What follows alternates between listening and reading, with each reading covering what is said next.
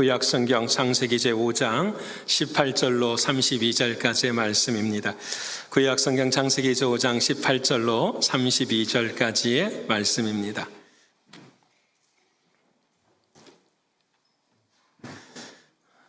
다 잘 쉬었으면 우리 시간에 한마음 한뜻을 가지고 함께 하나님 말씀 읽겠습니다.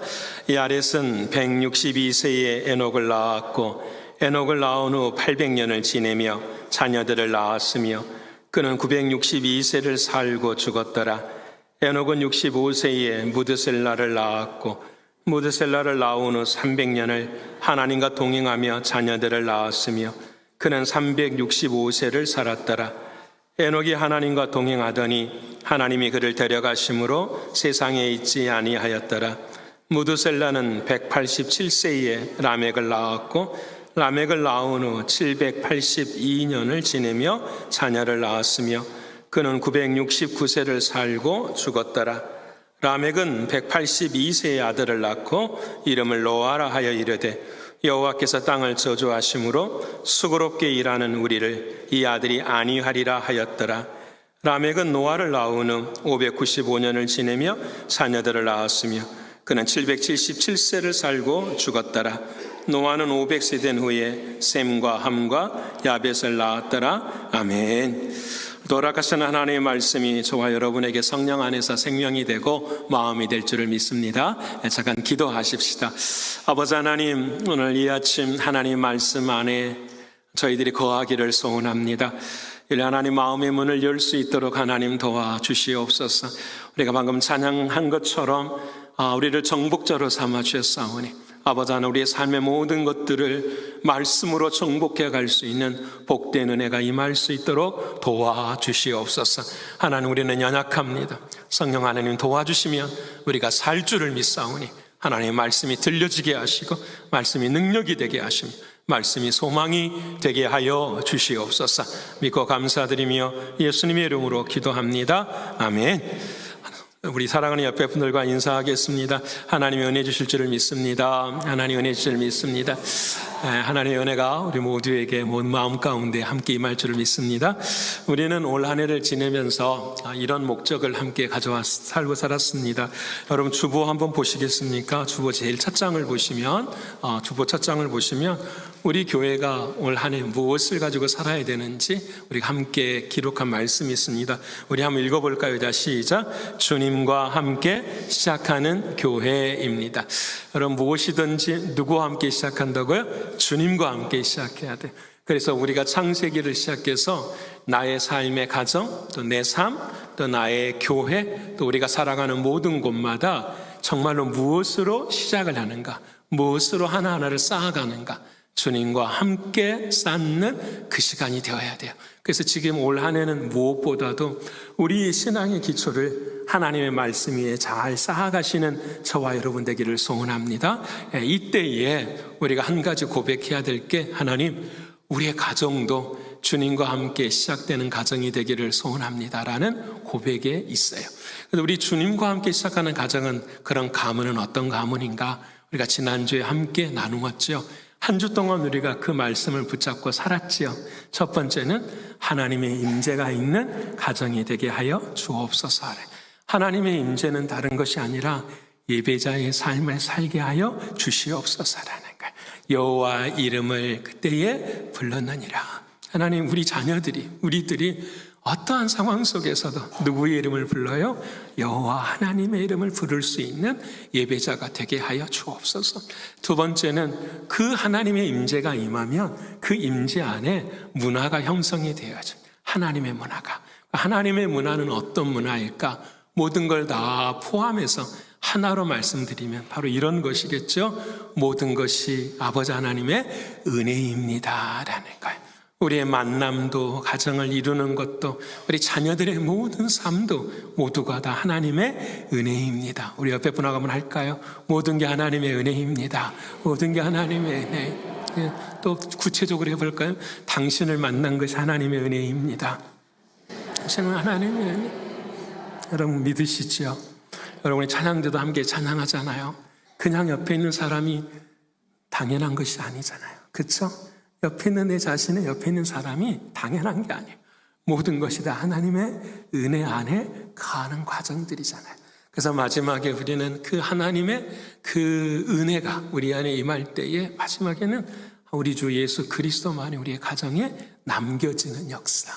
우리가 하나님의 부름을 받아도 우리 자식들이 예수가 중심이 되는 삶이 되고 우리의 손자, 손녀들이 예수가 중심이 되는 삶에서 다시 오시는 주님이 오시는 그때까지도 사랑하는 주님만이 우리의 가정의 산업이요, 분기시요, 유산이 되어지는 그런 가정을 살아가니까 그게 하나님이 말씀하시는 믿음의 가문이었어요. 사랑하는 여러분, 이 가문을 이루시는 저와 여러분 되기를 축원합니다. 그럼 이루려면 어떻게 해야 되느냐? 상대방이 변하는 걸 기다리면 안 돼요. 누가 변해야 될까요? 내가 변해. 자, 오른손 가슴 엮고 합시다. 내가 변해야 됩니다. 내가 변해야 됩니다. 그런데 여러분, 예수를 믿는 사람은 진짜 변해요, 안 변해요? 또 이야기 안 하신다. 옆에 분 합시다. 반드시 변합니다. 반드시 변합니다. 왜? 나는 안 변할 수 있지만 내 안에 계시는 주님이 살아 역사하시기 시작하면 반드시 변합니다. 반드시 변해요. 여러분, 이게 은혜예요. 그래서 이것을 우리는 뭐라고 표현하냐면 내 안에서 하나님의 일하심이라고 표현해요. 예수님이 왜 십자가에서 죽으셨는가 한 가지예요. 나의 죄를 십자가에 대속하시기 위해서. 그것은 객관적인 사실이잖아요. 그 예수님이 진짜 내 삶의 주관적인 사실이 되려면 그 주님이 어디로 들어오셔야 돼요?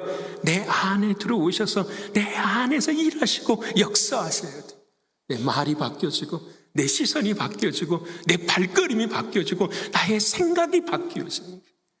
그게 하나님이 말씀하시는 복음, 그것이 변화, 그것이 하나님의 일하심이고 하나님의 역사하심.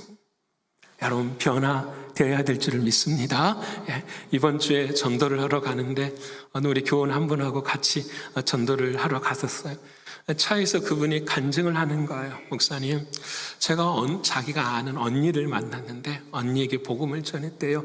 예전에는 교회를 다녔는데 지금은 안 다니신대요. 그래서 복음을 전했더니 이렇게 이야기를 하더라는 거예요. 야, 불교도 종교고 기독교도 종교인데 왜 꼭 너희는 기독교만 오라고 하느냐라고 이야기를 하더래요. 그래서 사랑하는 우리 성도 한 분이 그렇게 말하니까 대답할 말이 별로 없어가지고 그냥 기도하겠다라고만 했던가 봐요. 그리고 난 다음에 몇 주가 지나서 그 언니를 또 만났대요. 만나서 음식을 같이 식사를 하는데 갑자기 그 언니가 이렇게 이야기하더라는 거예요.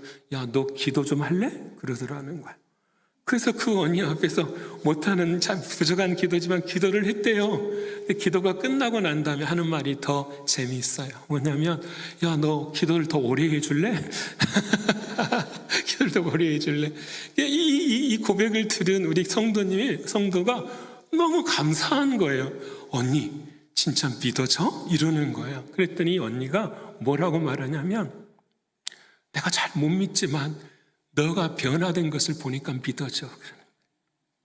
너가 옛날에는 이런 삶이 아니었는데 이제는 너 삶을 보니까 너 삶이 진짜 변해져 갔어. 근데 우리 성도가 우리 저한테 이야기를 하면서 더 은혜로운 건 뭐냐면, 목사님, 저는 제가 변하는 건 잘 모르겠어요. 근데 사람들이 저를 보고 변했다고 이야기해요. 여러분, 나의 의지로 변하는 것이 아니라 내 안에 누가 역사하시면 되는 거죠? 주님이 역사하십니다. 주님이 역사하십니다. 여러분, 내가 변하려고 애쓰는 것은 종교예요. 자기 의를 드러내는 거예요. 근데 내 안에 살아계시는 주님이 내 삶에서 드러나기 시작할 때 그것이 그리스도의 향기가 되고 그것이 그리스도의 편지가 되어집니다. 주님이 하십니다. 내 안에 사랑하는 주님이 하실 때에 하나님의 역사가 드러날 줄을 믿습니다. 그래서 그 주님이 내 안에 일하시는데 그 일하시는 것을 좀 고상한 말로 뭐라고 말하냐면 하나님의 열심이다, 이렇게 이야기하는 거예요. 그래서 오늘 설교 제목을 이렇게 정해보았습니다. 우리 한번 읽어볼까요? 다시 시작. 주 안에서 하나님의 열심으로 시작하기. 아멘. 믿으십니까? 지금도 주님은 내 안에서 뭐 하신다고요? 일하시는데 어떻게 일하세요? 열심히 일하고 계시냐? 지금도 여러분 열심히 사랑하는 주님은 우리를 위해 기도하시고요. 하나님의 말씀이 여러분 안에 들어가 심겨질 수 있도록 기도하시고요. 그 말씀을 통하여 내 마음이 감동받도록 성령을 통해서 열심히 뭐 하시는 거예요? 일하고 계시는 거예요. 이 놀라운 은혜가 우리의 마음속에 있어요. 여러분, 오늘 창세기 5장에 그 하나님의 열심이 오늘은 특별히 역사를 통해서, 가문을 통해서 이어지는 것을 우리가 볼 수 있어요. 지난주에는 가인의 가정과 아벨의 가정을 보았잖아요. 그런데 오늘은 이 아벨의 가정 가운데에 하나님께서 어떻게 가문을 통해서 역사하시는가를 우리에게 가르쳐 주세요. 하나님이 어떻게 열심히 일하시는가요? 바라는 것은 우리 모두가 다 그 열심을 볼 수 있는 우리가 되기를 소원합니다. 그걸 뭐 해야 돼요? 오늘 첫 번째 말씀은 바로 27절의 말씀입니다. 이 27절 한번 읽어볼까요? 자, 시작. 그는 969세를 살고 죽었더라. 아멘. 이 사람의 이름은 여러분이 아시는 누구죠? 우리 신광교는 다 알아야 돼요. 이건 알아야 돼요. 자, 첫 번째 퀴즈. 성경에서 인류 역사상 가장 오래 산 사람의 이름은? 그렇죠. 옆에 보라죠. 무드셀라입니다.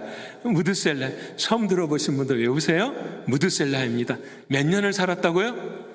969세를 살았다라는 거예요. 자, 그러면 질문하게 되죠.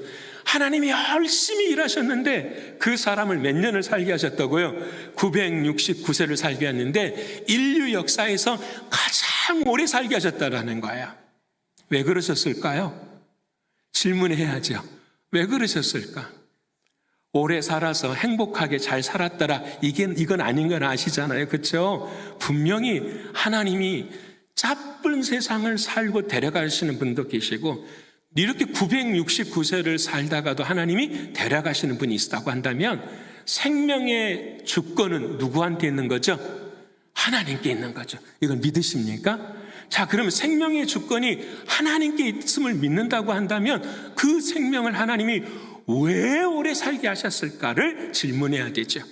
우리는 그 질문에 대한 답을 어떻게 갖냐면 사명이라고 표현을 하는 거예요. 하나님이 무드셀라를 통해서 일을 이루시는 것이 있겠구나라는 거예요. 여러분, 신학자들이 이런 말을 해요. 969세를 살았다고 하니까 첫 번째는 이렇게 말합니다. 그 시대와 지금의 시대는 숫자가 다르다라는 거예요. 숫자가. 여러분 믿으십니까? 그래서 아멘 안 할 줄 알았어요. 안 하셔야 돼요. 네, 저는 그게 동의하지 않아요. 왜 그러냐면 그때에도 해가 있었고 달이 있었고 저녁이 되니 아침이 되니 뭐라 첫째 날이라 똑같이 24시간이었어요. 근데 굳이 그때의 숫자와 지금의 시간의 길이가 다른 것은 아니죠. 또 한 가지는 사람들이 어떻게 생각했냐면 노아의 홍수 이전에는 여러분 저 하늘이요. 여러분 하늘이 전부 다 물이었대요. 궁창에. 이제 저희가 배워요. 노아의 홍수가 날 때 그 물이 어디서 터지냐면 그 하늘 구름 위에 있는 궁창에서 터졌다고 이야기해요. 그래서 여러분 저 궁창에 있는 그 물로 인해서 이 세상이 환경이 오염되지 않고요. 사람들의 삶이 가장 쾌적한 삶을 살 수 있었다고 이야기를 해요. 그래서 오래 살게 되었다라는 거예요. 저는 이 말도 믿지 않습니다. 왜? 그것도 있을 수 있지만 그것이 나하고 무슨 관계냐라는 거죠. 무드셀라라는 사람이 969세를 산 것과 그것과 내 삶이 무슨 관계냐라는 거예요. 내가 80을 살고 내가 90을 살고 내가 100세를 살아가는데 그것이 도대체 나하고 무슨 상관이냐. 가장 중요한 상관은 하나뿐이잖아요. 하나님이 왜 나를 살게 하셨을까? 그 사명이잖아요. 이 말씀을 앞에 두고 묵상하는데 가장 기본적으로 떠오르는 게 그런 거예요. 첫 번째는 뭐냐면 맞아. 하나님의 사명이 무엇이었을까? 하나님이 지구를 만드시고 가정을 세우셨는데 사람이 그 시대에는 많아요, 적어요? 적었어요. 그래서 하나님의 말씀을 이루는 거예요. 생육하고 번성하라, 땅에 충만하라. 이렇게 여러분 969세를 살면서 아이를 낳았으니 얼마나 많이 낳았겠어요? 예측이 되십니까? 전에 이제 얼마나 많이 낳았겠어요? 애를 낳는 것이 중요한 것이 아니라 하나님의 말씀을 그가 뭐한다? 이루며 사는 삶이구나라는 것을 깨닫게 되는. 두 번째, 우리 969세를 살았는데 이 사람의 마지막은 오늘 성경에 969세를 살고 뭐 했더라? 죽었더라라는 거예요. 사람이 아무리 오래 살아도 사람은 마지막에 뭐 한다? 죽는다. 옆에 분한테 죽는다니까요. 죽어요. 다 죽기 전에는 깨어있기를 축원합니다. 죽음이 오기 전에는 깨어있는 우리가 되기를 원합니다. 죽음을 하나님 뭐예요? 가르쳐 주시는 거예요. 사람들이 나는 100살을 살 거야, 110세를 살 거야. 인도에서는 제일 오래 산 사람이 140 몇 세라고 한다고 해요. 역사 가운데 그렇게 살 거야 라고 하는 사람들 앞에 하나님이 던지시는 진리는 뭐냐면 너 죽어라는 거예요. 너 죽어. 왜 내가 죽습니까? 그 가인과 이 아벨의 가문은 그것을 철저하게 알고 있어요. 왜? 아담과 하와가 깨달았거든요. 뭐라고? 하나님이 말씀하셨거든요. 선악과를 먹으면 너는 정령 뭐하리라? 죽으리라. 이거 안 믿었거든요. 정령 죽으리라 안 믿고 사단만의 말에 죽을까 하노라 하고 뭘 먹었어요? 선악과를 따먹었어요. 그 이후로 그들의 인생 속에 그걸 깨닫게 되는 거야. 내가 뭐 하는구나? 죽는구나. 죽음이 내 앞에 있구나. 오늘 우리에게 그것을 먼저 말씀해 주세요. 그래서 그 사람의 이름이 뭐냐면 무두셀라예요. 무두라는 말은 무슨 말이냐면은 죽음이라는 말이에요. 히브리어로 무트, 죽음. 셀라라는 말은 무슨 말이냐면 던지다라는 뜻이에요. 옛날에는 이 부족과 이 부족이 전쟁을 하면은 이 전쟁을 하러 갈 때 가장 먼저 경계가 뭐냐면은 초소 같은 게 있잖아요. 막는 곳 앞에 창을 던지는 사람을 배치를 했어요. 근데 적군이 오면은 창을 던져가지고 그들을 죽여야 돼요. 근데 이 창 던지는 사람이 죽어버리면, 그 적군에서 죽어버리면 이 안쪽에 있는 마을의 모든 사람들이 포로가 되거나 죽어요. 그것을 뭐라고 표현하냐면 심판이라고 표현을 하는 거예요. 그래서 이 무두셀라라고 하는 이름의 뜻은 뭐냐면 창을 던지는 자, 심판을 불러오는 자라는 거예요. 여러분, 인생의 끝에 자식을 낳았는데 이 이름을 짓는 것은 자기가 짓는 것이, 에녹이 짓는 것이 아니라 누가 짓게 하신 거죠? 하나님이 짓게.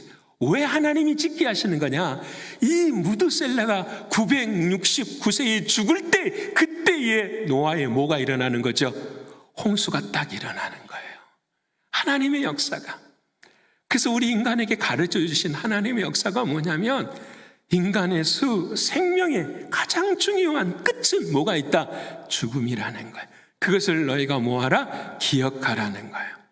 여러분, 우리가 지난번에 보았던 창세기 4장은 여러분 죽었다라는 단어가 없어요. 여러분, 가인이 에녹을 낳았고, 에녹이 누구를 낳았고, 라멕이 야다를 낳았고, 야다가 실라를 낳았고, 실라가 두발가인을 낳았고, 그 가인의 가문 안에는 뭐가 없다고요? 죽음이 없어요. 이미 영적으로 죽은 자들은 더 이상 삶의 죽음의 의미를 깨달을 수가 없어요. 그런데 하나님의 백성들에게는 반드시 뭘 깨닫게 하냐면 죽음을 깨닫게 하고, 그 죽음으로 끝나는 것이 아니라 그 다음에 뭐가 있냐면 또 생명을 낳게 하시는 하나님의 역사를 경험해요. 이게 중요해요. 사랑하는 여러분, 그리스도인들은 반드시 죽고 다시 사는 거예요. 이 믿음이 세워져야 돼요. 내 삶에 이것이 준비되어져 있어야 돼요. 하나님, 내가 죽었습니다. 근데 그 주님이 내 삶에서 몸에 다시 살게 하십니다. 그게 하나님의 역사이고 생명의 역사예요. 여러분, 이것을 오늘의 삶에 적용해 보십시다. 저와 여러분에도 죽을 것이 많죠. 그렇죠? 사도 바울이 그랬어요. 하도 고난을 당하니까 그 사도 바울이 뭐라고 말하냐면 내 마음에 사형 선고를 받는 것 같다라고 이야기해요. 우리 인생을 살아가면서 그럴 때가 있지 않나요? 정말 사형 선고를 받은 것처럼 어떻게 해볼 수 없는 도리가 있는 거죠. 죽을 것, 그 고난, 죽음이 내 앞에 닥치는 거예요.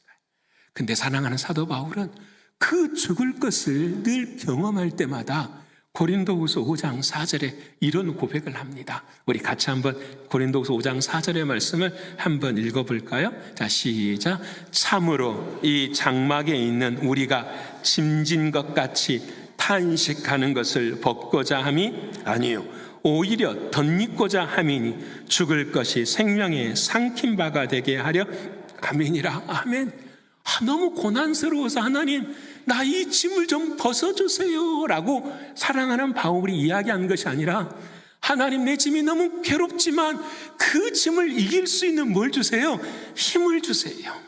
그래서 그 마지막에 고백이 그 죽을 것을 누가 먹어버린다고요? 생명이 먹어버려요. 나의 고난, 나의 죽음도 누가 먹어버리는 거죠? 생명이, 나에게 생명은 뭐죠? 육신의 생명이 누구밖에 없어요? 예수 그리스도밖에 없잖아요. 예수가 매일 나의 죽음을 뭐 하는 거예요? 먹어버리는 거예요. 나의 고난을 먹어버리는 거예요. 인생의 모든 것들을 먹어버리는 거예요. 사랑하는 여러분, 오늘 첫 번째 하나님의 열심은 무엇이냐면, 내가 죽을 것 같은 고난 속에 있을 때에도 하나님은 생명을 허락해 주셔서 그 죽을 것을 생명으로 먹게 하시는 하나님의 열심은 끊어지지 않는다라는 거예요. 영원한 거예요. 지속되는 거예요. 그래서 우리는 포기할 수 없는 거죠. 여러분, 아브라함도 그랬어요. 아브라함도 우상을 섬기는 가정이었습니다. 아내를 파는 그런 자신이었습니다. 도망치고 숨는 자가 아브라함이었어요. 근데 평생을 하나님이 하나님의 열심으로 아브라함을 세우니까 그 죽을 것을 생명으로 삼킬 수 있도록 이루어 주시니까 마지막에는 자기 아들까지도 하나님 앞에 바치게 되지요. 왜? 이 죽을 것을 무엇으로 살려버리시니까? 생명으로 살리신 하나님을 믿어버리니까. 여러분, 야곱도 마찬가지. 평생 속이는 인생을 산 그 야곱에게도 그 죽는 인생도 하나님이 뭘로 만들어버려요? 생명으로 그 죽을 것을 살려버려요. 여러분, 요셉도 그랬어요. 고난당하고 억울한 일 나고 사방에 다 둘러싸임을 막는 모든 감옥 속에서도 그 감옥 속에서 그 죽을 것을 뭘로 삼켜버려요? 생명으로 삼켜버려요. 하나님의 약속, 하나님의 은혜, 하나님의 사랑으로 삼켜버려요. 이걸 우리는 하나님의 열심이라고 이야기하는 거예요. 사랑하는 성도 여러분, 죽을 것이 생명으로 삼켜지는, 지금도 계속되는 그 하나님의 열심이 저와 여러분의 영혼을 깨우고 여러분의 삶을 깨우고 여러분의 삶의 중심이 되어지는 은혜가 있기를 축원합니다. 두 번째로 오늘 본문의 말씀, 오늘 하나님께서 하시는 말씀 중에 하나님과 동행하는 거예요. 본문 24절의 말씀 한번 읽어볼까요? 자, 시작. 에녹이 하나님과 동행하더니 하나님이 그를 데려가심으로 세상에 있지 아니하였더라. 아멘.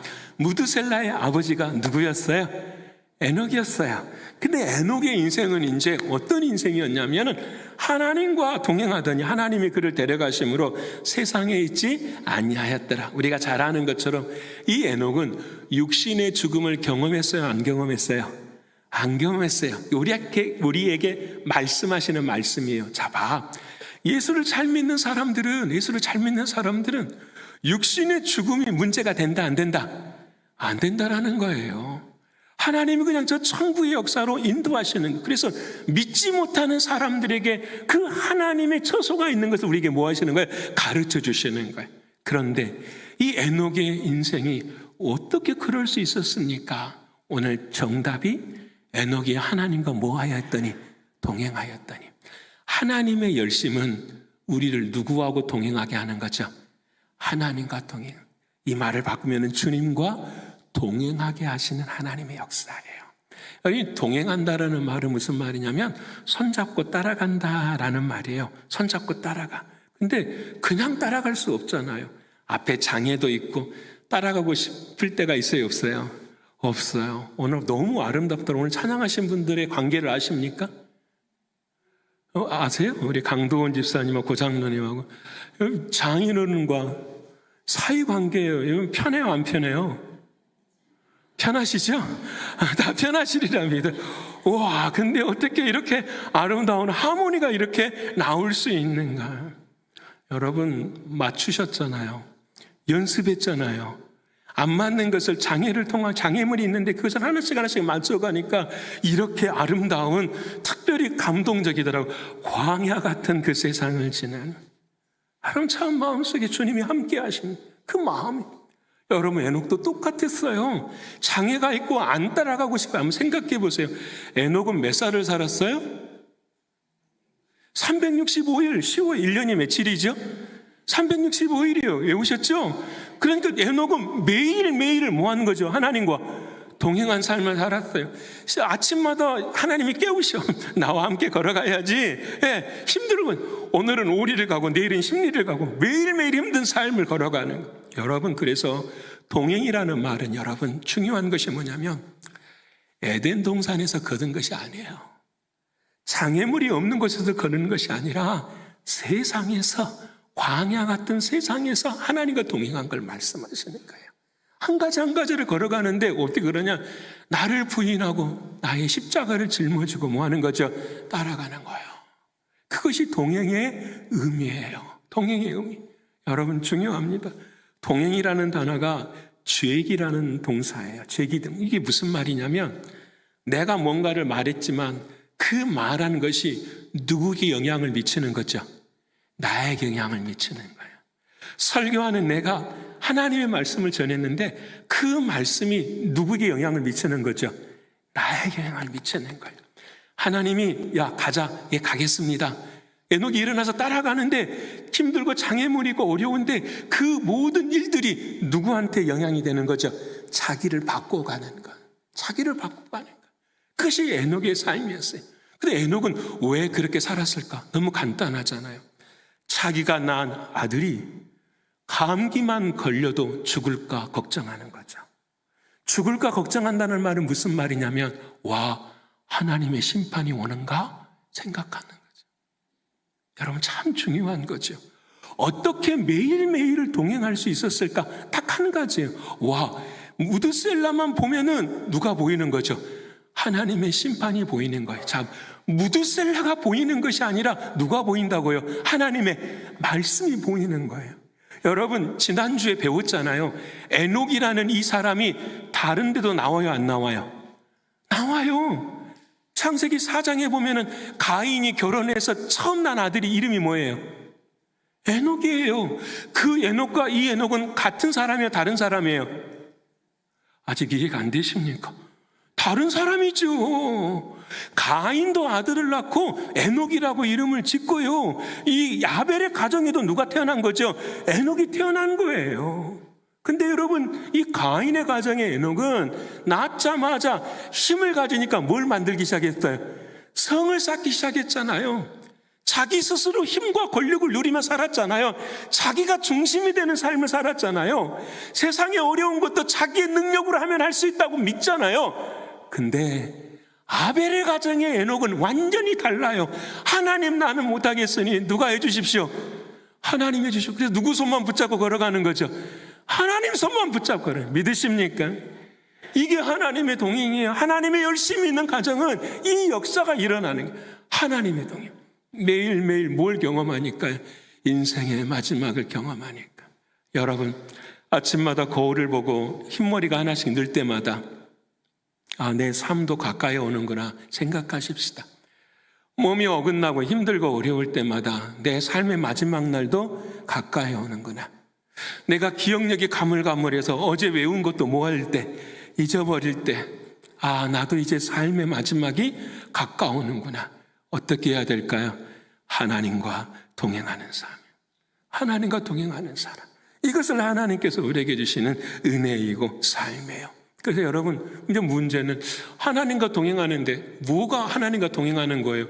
하나님의 손이 보여야 붙잡죠. 하나님이 아무리 내가 기도해도 말씀도 잘 안 들려주시잖아요. 이럴 때가 있잖아요. 그 에녹을 후세의 믿음의 바울이 어떻게 하나님과 동행하는 것을 해석했냐면 히브리서 11장 5절의 말씀이에요. 우리 한번 읽어볼까요? 히브리서 11장 5절 시작. 믿음으로 에녹은 죽음을 보지 않고 옮겨졌으니 하나님이 그를 옮겨심이로 다시 보이지 아니하였느니라. 그는 옮겨지기 전에 하나님을 기쁘시게 하는 자라 하는 증거를 받았느니라. 아멘. 에녹은 동행했는데 그 동행의 내용이 뭐예요? 하나님을 기쁘시게 하니. 옆에 분 합시다. 하나님을 기쁘시게 하십시다. 하나님을 기쁘시게 하십시다. 여러분은 언제 내가 기쁜 것이 아니라 하나님이 기쁨을 받으시는 걸 알아요? 와, 내가 이렇게 했더니 하나님이 기뻐하시는 것 같아. 누려보시죠? 경험해 보시죠? 아, 이거 하나님이 기뻐하시는 것 같아요. 여러분, 이 세상에서 뭔 일을 하면 천국이 완전히 기뻐하는 순간이 있어요. 어떤 사람이 이거 한 가지만 하면 천국이 완전히 뒤집어지는 거예요. 천국이 다 기뻐하는 일이라는 거예요.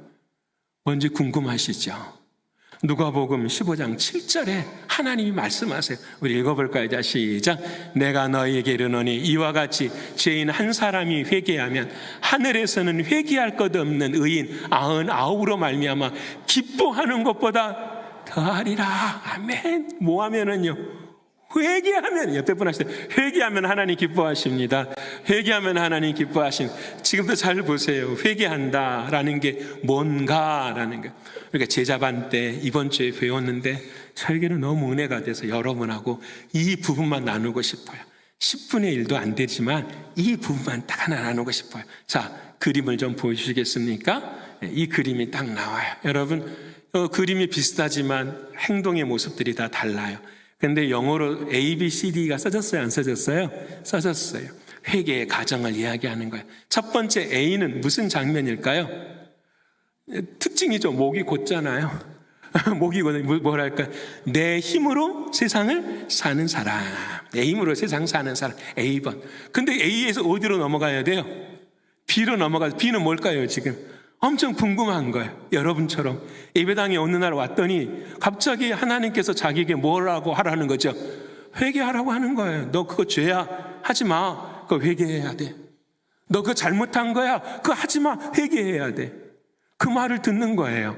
그 말을 듣고 난 다음에 B에서 어디로 넘어가야 될까요? C로 넘어갔어요. 뭐 하는 거죠? 걸어가면서 주님 진짜 잘못했네요. 제가. 진짜로 이거 안 해야 되겠네요. 라고 걸어갔어요. 근데 C에서 또 어디로 넘어가죠? D로 넘어가. 지난주에 분명히 하나님이 하지 말라고 했는데 이번 주에 또 했어요? 안 했어요? 또 했어. 그래서 이번에는 뭐가 흘러요? 이제 눈물이 나요. 하나님, 나는 왜 이런 사람인가요? 하나님, 나는 믿음이 있는 사람인가요? 나는 안 되는 인간인가요? 막 이렇게 하는 거예요. 근데 갑자기 그 D에서 어디로 가는 거죠? E로 가는 거야. E에 있는 사람은 기뻐요, 안 기뻐요? 기뻐요. 여러분, 재밌는 것은, 자, 봐요. A, B, C, D는 전부 다 방향이 한 곳이죠. 한 곳이잖아요. 근데 마지막 E만 방향이 어때요? 뒤로 딱 돌아서 버려요. 이걸 성경에서 뭐라고 말하냐면 합당한 열매라고 이야기해요.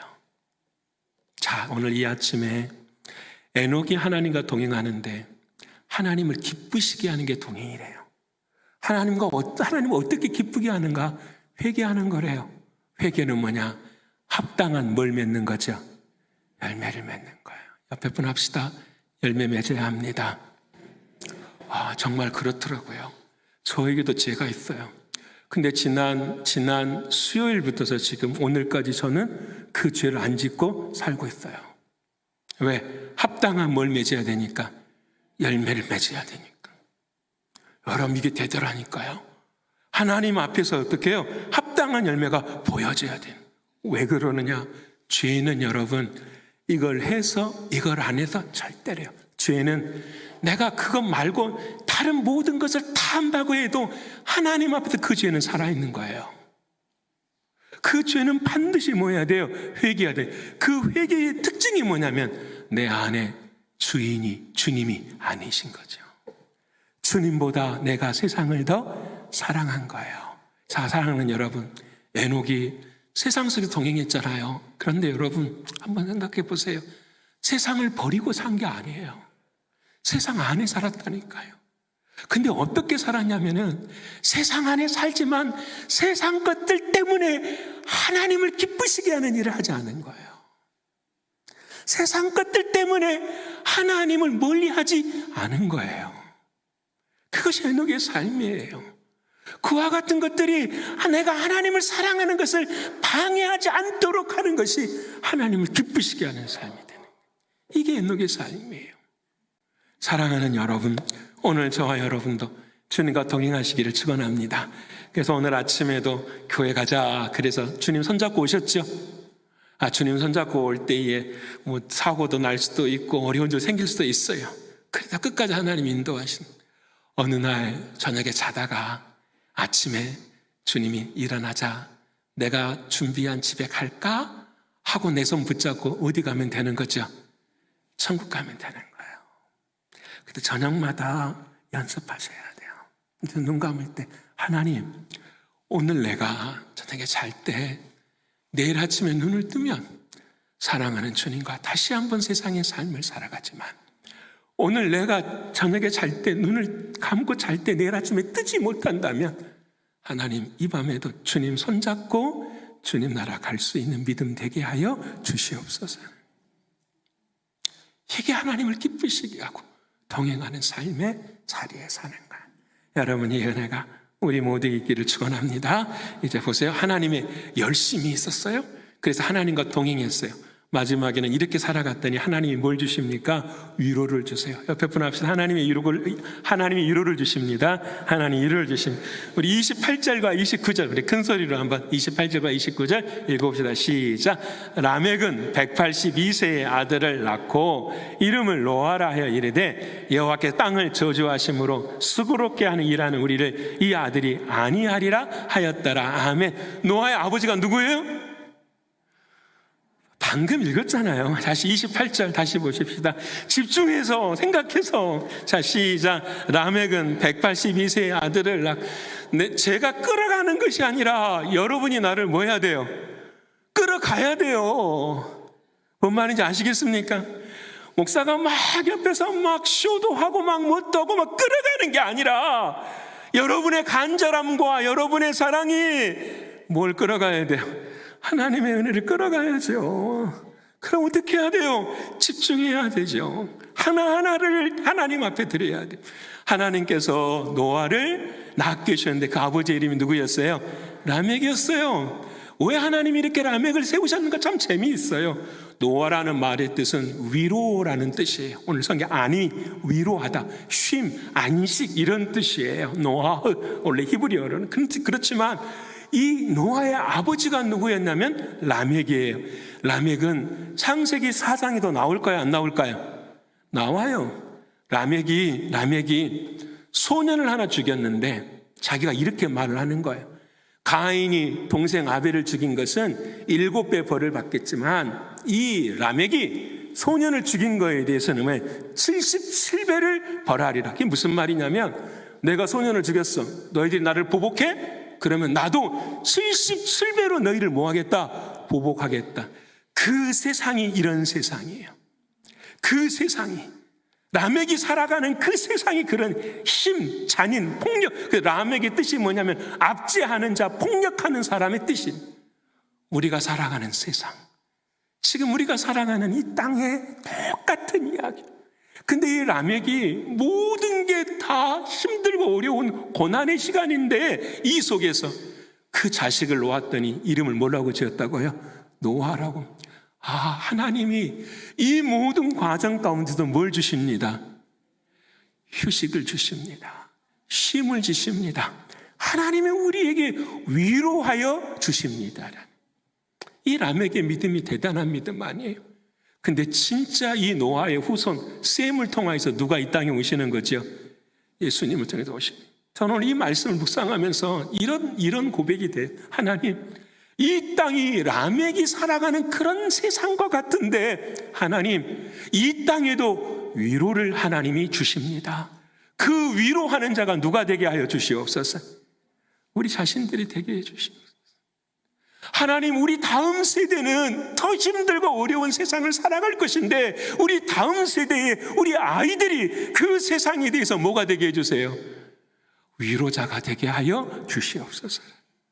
우리의 능력과 힘이 아니라 그들 안에 계시는 누구를 통해서요? 예수 그리스도를 통해서 위로가 되게 해주십니다. 저는 지난 금요일 날 한편으로는 눈물이 나고 한편으로는 감사했어요. 왜 눈물이 났냐면 우리 아이들이 몇 달을 준비해서 앞에서 다 찬양을 하는데 막 뛰고 즐겁게 감사함으로 찬양을 해요. 근데 부모들이 많이 안 와. 저는 이게 이해가 안 돼요. 진짜 이해가 안 돼요. 좀 심한 말로 하면 부모들이 믿음이 있는가? 내가 이렇게 물어보고 싶어요. 진짜로. 아이들이 이 앞에서 그 힘든 공부하는 과정 가운데 시간을 내서 주중에 나와서 연습하고 찬양하고 즐거워하는데 진짜 그 아이들을 위해 기도해야 될 부모들은 안 계셔. 그 아이들이 옆에서 찬양할 때에 그 부모들을 얼마나 찾았을까 생각도 해보기도 해요. 마음이 너무 아파. 어떤 분들은 모여서 함께 기도하시는 그런 부모들도 있었지만 솔직히 많이 가슴이 아팠어요. 근데 두 번째는 제 마음에 감사한 것은 한 아이가 나와서 간증을 하는 거예요. 그 우리가 4년 동안 기도한 우리 백혈병 걸린 우리 친구 가브리엘에 대한 간증이에요.